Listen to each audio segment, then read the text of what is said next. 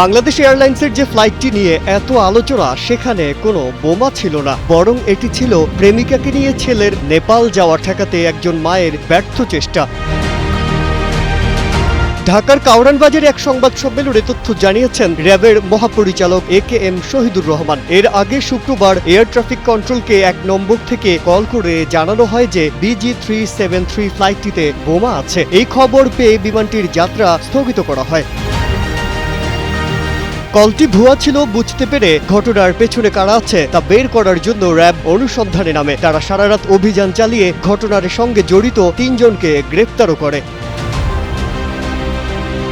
র্যাবের মহাপরিচালক AKM শহীদুর রহমান সংবাদ সম্মেলনে জানান, এই পুরো বিষয়টি ছিল পরকীয়া প্রেমকে ঘিরে। ওই বিমানের একজন যাত্রী তার প্রেমিকাকে নিয়ে টানা 7মবারের মতো বেস্ট টিস্যু পেপার ব্র্যান্ড হিসেবে স্বীকৃতি পেয়েছে বসুন্ধরা টিস্যু। শুক্রবার বিকেলে ওই ফ্লাইটে করে নেপাল যাচ্ছিলেন। তার মা ও তার স্ত্রী বিষয়টি জানতে পারেন। তার যাত্রা বন্ধের জন্য তারা এই প্রচেষ্টা চালান, কিন্তু কোনোভাবেই সফল হয়নি তাদের এই চেষ্টা।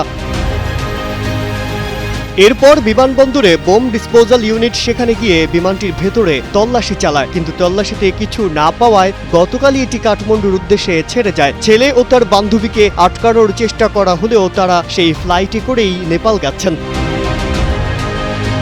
এরপরে এই ঘটনার তদন্ত শুরু করে আইন শৃঙ্খলা বাহিনী। পরে তদন্ত চালিয়ে এই ঘটনায় ওই ব্যক্তির মা, তার স্ত্রী, সেই সঙ্গে বুদ্ধিদাতা বন্ধুকে আটক করা হয়।